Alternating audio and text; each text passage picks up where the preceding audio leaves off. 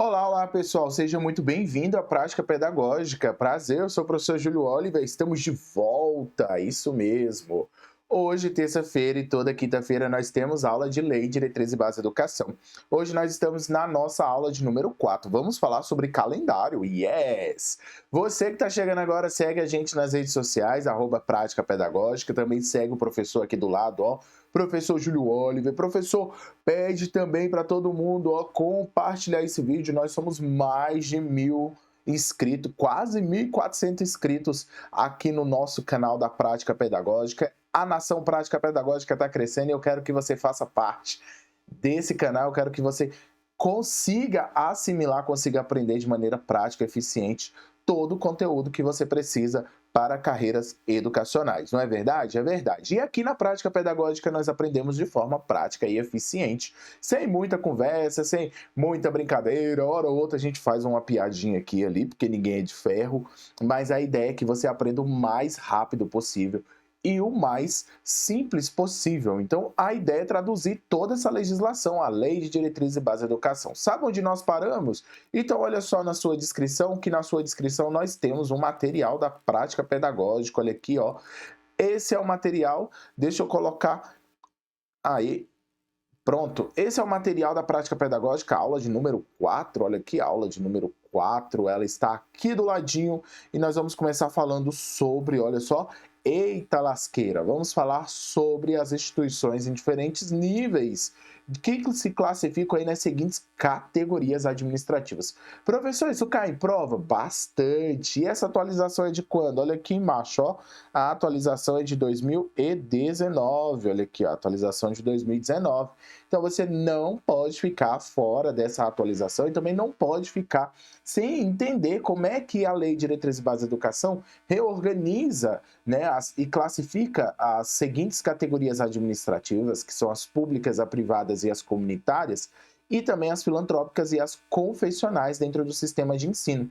A Constituição Federal permanece a mesma coisa e a Lei de Diretriz e Base da Educação reorganiza essa ideia. Vamos para a reorganização? Olha só que bacana, pessoal. Quando você pensa na reorganização do sistema de ensino, logo você observa o seguinte, ele deixa claro aqui, ó, as instituições de ensino dos diferentes níveis classificam-se nas seguintes categorias administrativas. Então ele deixa claro que entende-se, olha aqui, ó, entende-se assim por entendidas que as instituições públicas são criadas ou incorporadas, mantidas ou administradas pelo poder público. Nós temos também as instituições privadas, olha aqui, ó, as instituições privadas, assim entendidas, mantidas e administradas por pessoas físicas ou jurídicas de direito privado. Para você abrir uma escola, você pode, o ensino é livre, a iniciativa privada, desde que você cumpra as normas estabelecidas vigentes, que você tenha aí também uma autorização, um credenciamento, né, no caso, e você vai depois participar do processo de recredenciamento, isso são legislações estaduais e também legislações federais e distrital. E nós também teremos aí a característica de que o ensino é livre, a iniciativa privada, desde que você tenha o quê? Autofinanciamento. O din-din, é isso mesmo. Sem recurso financeiro, você não pode abrir uma escola. E aí nós temos o seguinte, olha só, pessoas físicas, CPF. Você que tem um CPF, você pode abrir uma escola. E você que tem um CNPJ ou um grupo de pessoas que possuem um CNPJ também pode abrir uma escola, beleza? Bom, e aí ela vem colocando isso daqui, ó. Essa é a alteração da Lei de Diretriz e Base da Educação no seu artigo 19. Considera-se também as instituições comunitárias na forma da lei, incluída aí pela Lei 13.868 de 2019, desculpa aqui, ó, 2019. Então essa legislação, ela vai organizar o sistema de ensino, fazendo assim com que você observe que nós temos instituições públicas, privadas e comunitárias. As instituições públicas, privadas e comunitárias, elas gozam de autonomias. E aí nós temos aqui a seguinte característica, olha só, as instituições de ensino que se referem aos incisos 2 e 3, as privadas e as comunitárias, no campo desse artigo, podem, olha que ele deixa claro, ó, podem se qualificar como instituições confessionais, atendida à orientação confessional, e a ideologia específica e pode ser certificada também como filantrópicas na forma da lei. Então, as instituições privadas, faz a setinha, e as instituições comunitárias, elas podem se classificar nas duas categorias administrativas. As instituições privadas podem ser comunitárias e também filantrópicas, ou as instituições privadas podem ser confessionais e também filantrópicas, e as instituições comunitárias podem se classificar também em confessionais e filantrópicas, beleza? Isso vai fazer com que o sistema de ensino tenha uma nova organicidade e aí não há necessidade dessa instituição comunitária, como por exemplo a Fundação Bradesco, o SESC, né, o serviço aí industrial e também o serviço comercial, tanto o SESI como o SESC, ser uma instituição privada, ele pode ser uma instituição comunitária. E isso daí vai levar para um nível melhor de entendimento, ok? Bom, nós temos a finalidade da educação, deixa eu sair da tela para você acompanhar juntamente comigo. Então, nós temos aí a finalidade da educação perante a atualização da Lei de Diretriz e Base da Educação, aqui, ó, incluída pela Lei 14.407 de 2022. Aproveite e peço que você entre na descrição desse vídeo para que você possa baixar o seu material. Isso mesmo, o material se encontra aí disponível para que você possa imprimi-lo e também acompanhar a aula. E se você está assistindo depois dessa aula, né, depois que eu digo, né, depois da estreia, eu peço também que você aproveite, curte, comente, compartilhe, segue a gente nas redes sociais, me segue nas redes sociais para que nós possamos tirar dúvidas. Vai que você tem uma dúvida aí que é boba, né? Mas para mim ela não é boba. Para você pode ser algo assim irrisório, não vou perturbar o professor por conta disso, mas a gente gosta, eu gosto muito disso. E eu também peço que você sempre compartilhe nas suas redes sociais, nos seus grupos do WhatsApp, para que a Nação Prática Pedagógica possa chegar o mais longe possível, levando o mais limpo de qualidade que é o nosso conteúdo, ok? Professor, o artigo 22 cai em prova? Claro que cai, gente, cai muito em prova o artigo 22. E o artigo 22 tem por finalidade desenvolver o educando, assegurar a formação comum indispensável para o exercício da cidadania e fornecer meios para progredir no trabalho e em estudos posteriores. Isso era o meu artigo 22. A partir agora do mês de agosto, nós temos aí uma atualização advinda da Lei de Diretriz e Base da Educação, onde ela vai citar o seguinte, olha só, a seguinte redação foi atualizada. Ela vai colocar que são objetivos propícios da educação básica a alfabetização plena e a formação de leitores, como requisitos essenciais para o cumprimento das finalidades constantes no campo desse artigo. O artigo foi atualizado, colocaram aí um parágrafo único perante a lei, e nós temos aí que foi incluído agora, no meados de agosto de 2022, fazendo assim uma atualização tanto no artigo 4º da Lei de Diretriz e Base da Educação, que você encontra a partir aí da nossa aula de número 2, como também agora no artigo 22, inserindo a alfabetização e a função dela, que é a função plena de formação de leitores, cumprindo aí a meta 5 do Plano Nacional de Educação, alfabetizar no máximo até o 3º ano do ensino fundamental, e nós temos também o que cita a Base Nacional Comum Curricular, né, que cita que a alfabetização deve ser concluída em 2 anos, o primeiro e o segundo ano. Lembrando ainda que a Lei de Diretriz e Base da Educação carrega todo esse peso para a finalidade da educação, porque a finalidade é essa mesma, é alfabetizar os estudantes, transformar ele em leitores bem, com bastante requisito, bem posicionados, com uma fala pausada, com um entendimento daquilo que a leitura e a escrita solicita no bloco inicial de alfabetização no ensino fundamental. Perfeito? Bom, partindo dessa ideia, nós vamos entrar aí na finalidade da educação, que já foi citada, e nós vamos entrar na flexibilidade da educação. Coloca aí no seu material a educação básica.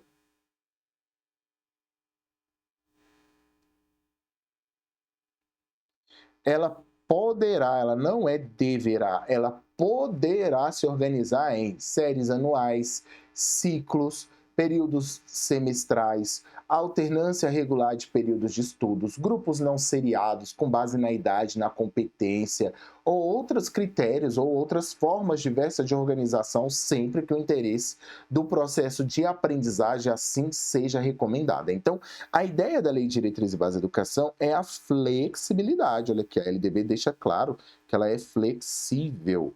E essa flexibilidade, pessoal, concurseiro, é que vai levar você para um nível mais elevado de ensino. Porque você vai começar a entender que existem municípios que vão se organizar por meio de séries, anos, grupos não seriados, como, por exemplo, a educação indígena e quilombola. Ela é muito comum, a educação do campo também, dependendo do município. Quando ele é muito pequeno, ele é quase um distrito, ele vai se organizar em grupos não seriados, porque não há necessidade de um roupante. E também processos próprios de aprendizagem, né? Esses processos próprios vão garantir aí também as modalidades de ensino que estão atreladas ao nosso sistema. Partindo dessa ideia, olha só o que ela cita. Ela cita que a escola poderá reclassificar os alunos. Deixa eu pegar meu marca-texto aqui.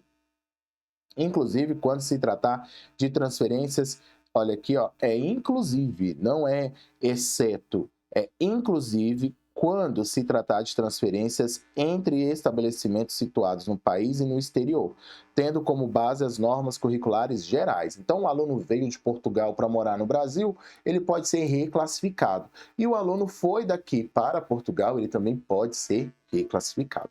Bom, calendário escolar deverá se adequar às peculiaridades locais, inclusive climáticas e econômicas, sempre pensando a critério do respectivo sistema de ensino, sem com isso reduzir o número de horas letivas previstas em lei, que é no mínimo 800 horas, distribuído por no mínimo 200 dias, excluindo o tempo reservado aos exames finais.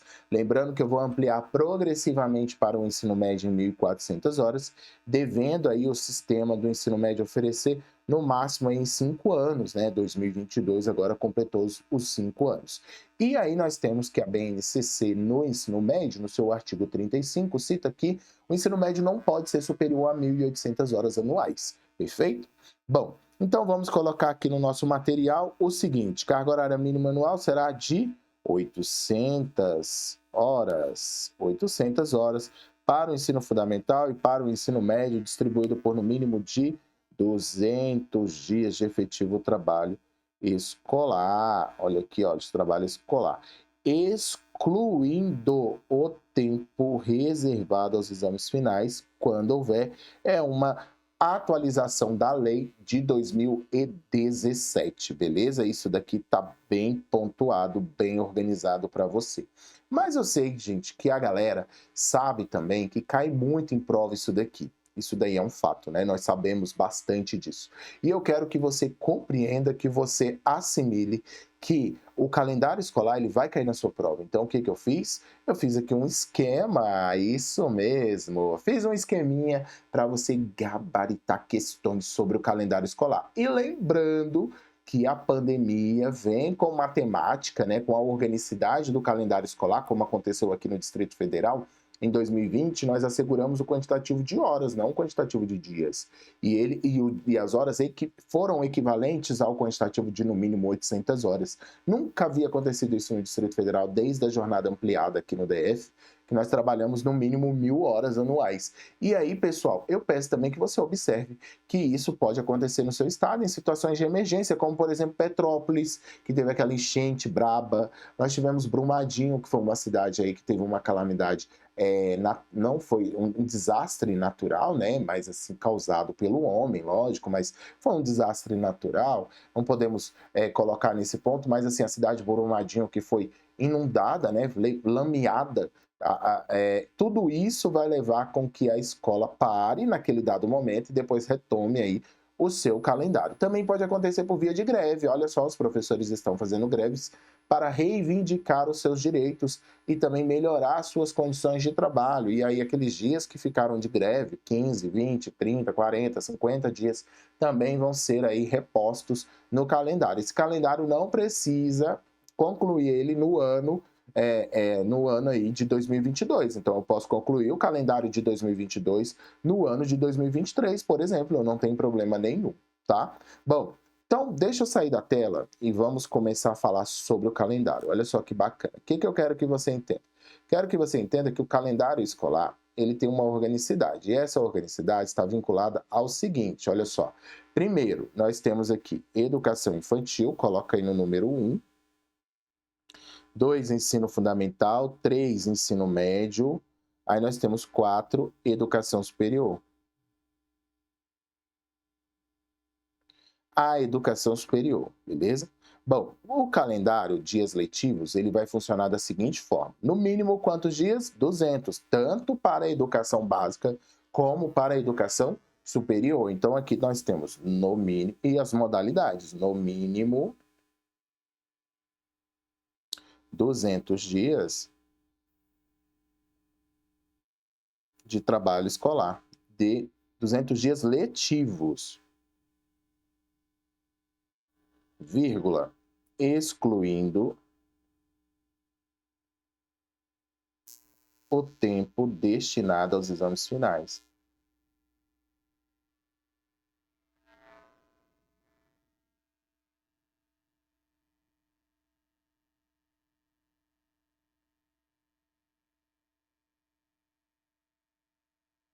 Então, o calendário escolar vai ter aí, ó, no mínimo 200 dias, excluindo o tempo destinado, o tempo reservado aos exames finais. Bom, nós teremos aqui que a carga horária mínima será de 800 horas, então vamos colocar. Carga horária mínima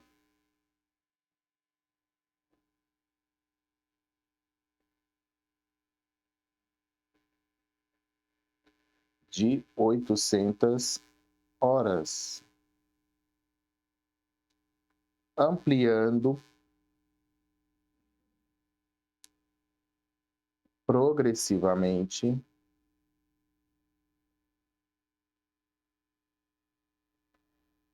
para 1.400 horas no ensino médio, beleza?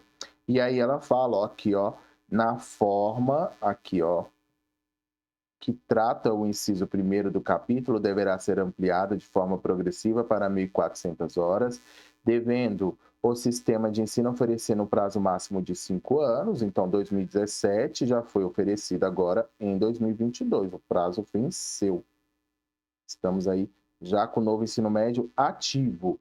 Pelo menos 1.000 horas anuais em carga horária, já foi, né? Era 1.000 horas, agora 1.400 horas e não superior a 1.800 horas. Bom, lembrando aí que eu gosto muito que você preste atenção nisso, deixa eu voltar aqui para eu poder olhar para você, meu aluno querido, você que está aqui comigo, dá um like aí nesse vídeo, cara, compartilha ele e eu peço que você observe o seguinte. Quando o ensino médio foi criado, o novo ensino médio, ele vem com essa roupagem, com essa característica, levando para a qualidade do sistema, porque nós temos uma nova base nacional como curricular, seguida de uma parte diversificada em itinerários formativos, que são as áreas de conhecimento e suas tecnologias, perpassando aí toda a carga horária vigente. Outra coisa bacana também, que eu gosto de pontuar, é que nós temos aí no ensino médio, até 2022, que o ensino médio vai se organizar dentro das suas características, dentro das suas áreas de conhecimento, de suas tecnologias, do seu projeto de vida, dos seus itinerários formativos, para poder alcançar as metas advindas aí da reforma. E aqui no canal nós temos o novo ensino médio. Tem vídeos aí do novo ensino médio, peço que você entre no canal, veja os vídeos do novo ensino médio para você entender melhor como que funciona atualmente na prática. Os vídeos também são atualizados, beleza? Bom, partindo daí, nós temos frequência. Olha aqui a frequência. Ó. A frequência do nosso estudante está bem, porque é um layout grande. Aí nós temos frequência na educação infantil, no mínimo 60%, sem promoção, sem progressão. Temos no ensino fundamental / ensino médio a frequência de no mínimo 75%, com retenção, com reprovação, com promoção. Com promoção, certo? E nós temos aí o que cabe ao ensino superior. Isso mesmo, o que cabe ao ensino superior. Ao ensino superior, nós temos que cabe o seguinte, olha só, dá uma olhadinha. O ensino superior está aqui embaixo, e aí eu pego, faço aqui, ó, um linkzinho. Aí. Ao ensino superior, como é que vai ser a organicidade do ensino superior?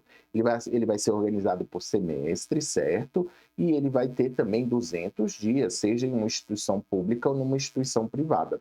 E aí nós temos que cabe ao ensino superior a sua carga horária e sua frequência de acordo ou conforme o seu curso. Então vamos colocar aqui, ó, conforme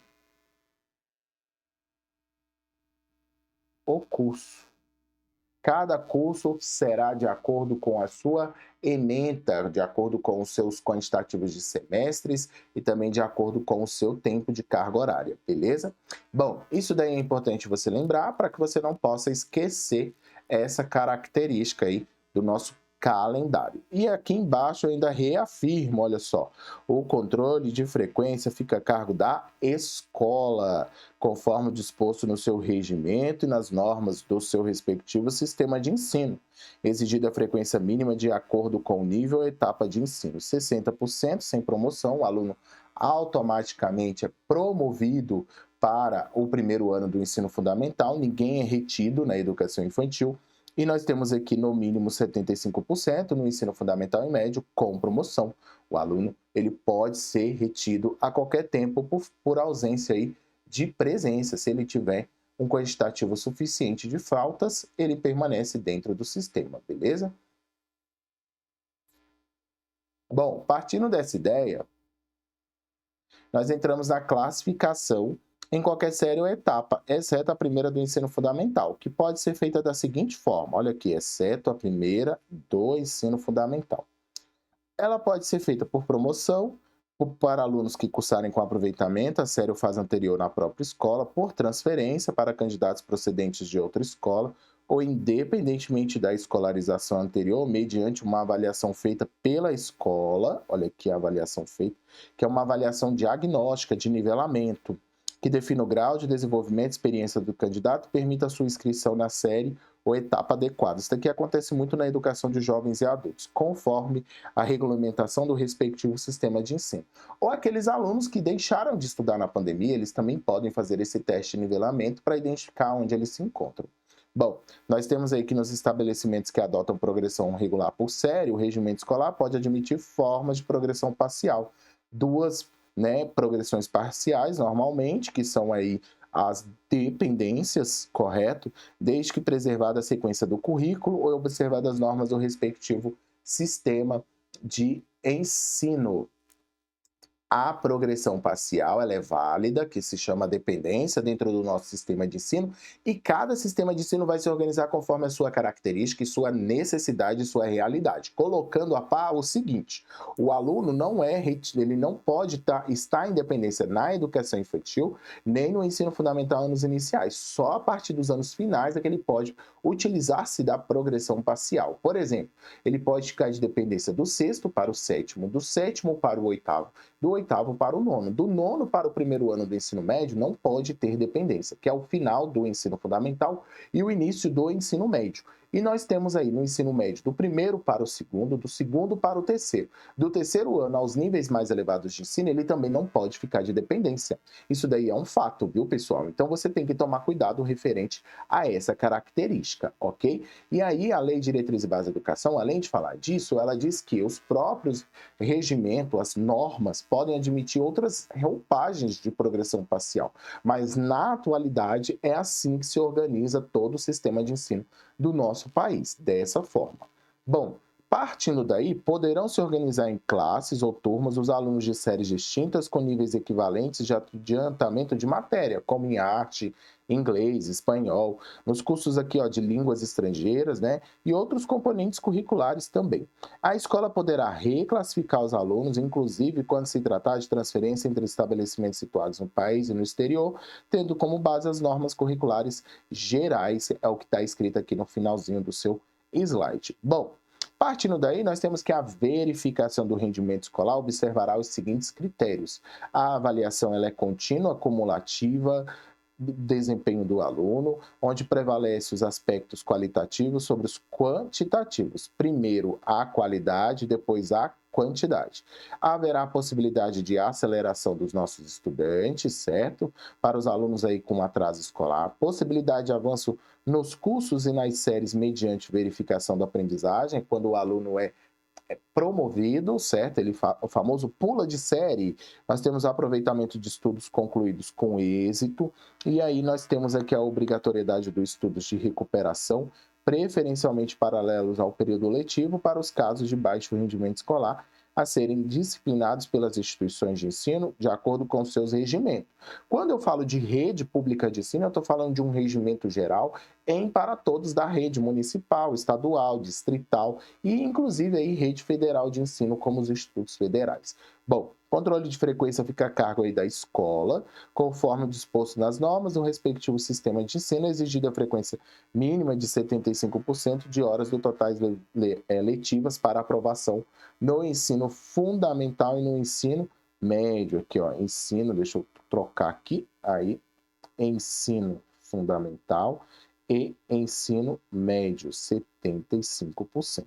Na educação infantil, 60% sem promoção. Aqui eu posso reter o estudante, ou seja, eu posso aprovar ele ou não, tá? Isso daí é importante você lembrar. E aqui cabe à instituição de ensino expedir os históricos escolares desses estudantes, declaração de conclusão de série e diplomas de certificado de conclusão de cursos com as especificidades cabíveis e necessárias para que ele possa alcançar os níveis mais elevados de ensino. Nós chamamos de escrituração escolar. Escrituração escolar, que são aí os documentos emitidos pela secretaria escolar, pelos os secretários escolares, técnicos e gestões educacionais aí dentro do nosso sistema, beleza? Isso daí é bem legal você lembrar também. Bom, partindo daí, nós temos aqui a carga horária, né? Deve ser ampliada no ensino médio, eu já expliquei isso daqui, certo? Para 1.400 horas, devendo o sistema oferecer um prazo máximo de 5 anos, já foi trabalhado. Aqui, ó, o sistema de ensino disporão sobre a oferta de educação de jovens e adultos e de ensino noturno regular, adequadas condições do educando, conforme aí o inciso 6º do artigo 4º. E esse artigo 4º, hein, pessoal, ele cai demais em prova, professor. Cai demais, demais, demais. Meu Deus do céu, você não pode esquecer o artigo 4º. E, além disso, nós temos que lembrar também que o artigo 4º foi atualizado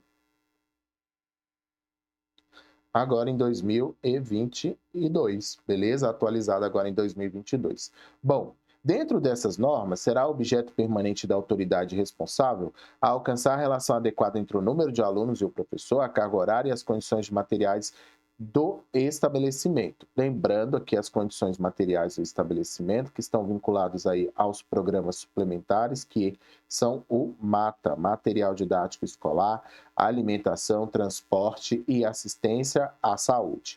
Cabe aí ao sistema de ensino, à vista as condições disponíveis das características regionais e locais, estabelecer parâmetros para o atendimento no disposto desse artigo. E aí o artigo 26, ele vai falar que o currículo da educação infantil, do ensino fundamental e do ensino médio devem ter uma base nacional comum curricular, ser complementada em cada sistema de ensino e em cada estabelecimento escolar por uma parte diversificada. É obrigatório exigir das características regionais, locais da sociedade, da cultura, da economia e dos educandos. O currículo que se refere a esse capítulo deve abranger obrigatoriamente o estudo da língua portuguesa e da matemática, o conhecimento do mundo físico, natural, da realidade social e política, especialmente do Brasil. Aqui nós teremos que o ensino da arte, especialmente suas expressões regionais, constituirá componente curricular obrigatório da educação básica, amparado aí pela Lei de Diretrizes e Bases da Educação. Lembrando que a música é um componente do ensino da arte, mas não exclusivo da disciplina, beleza? Bom, nós temos aí a educação física, que é integrada à proposta pedagógica da escola, é componente curricular obrigatório, ou seja, A disciplina de educação física é obrigatória, mas a sua prática é facultativa aos alunos que possuem alguns requisitos. Então, eles vão para a aula de educação física, mas esses requisitos devem ser respeitados. Então, se ele cumpre jornada de trabalho igual ao superior a 6 horas, deve ser respeitado. Se ele for maior de 30 anos, se ele estiver prestando serviço militar,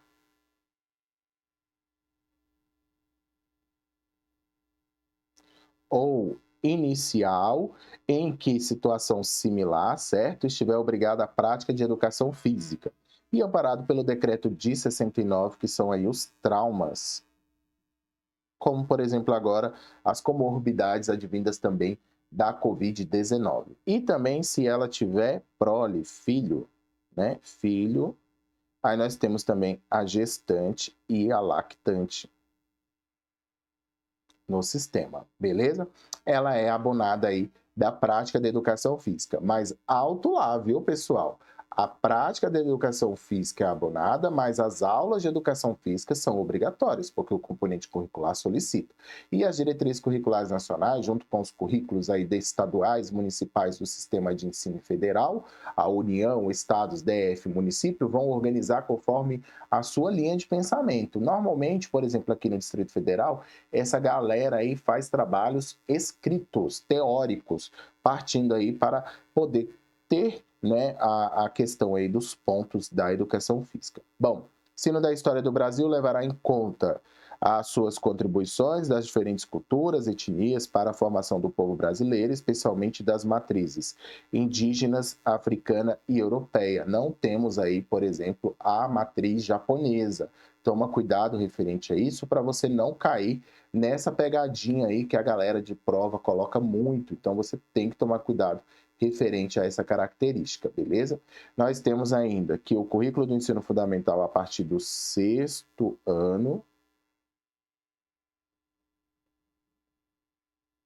será ofertada a língua inglesa.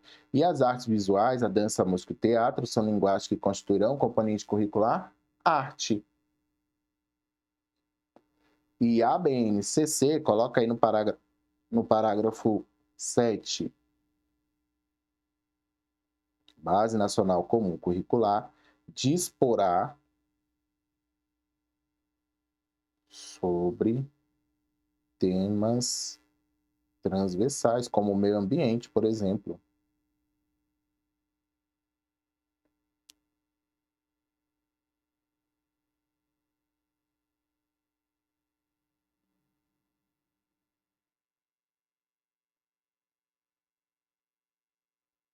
Que poderão ser incluídos nos currículos.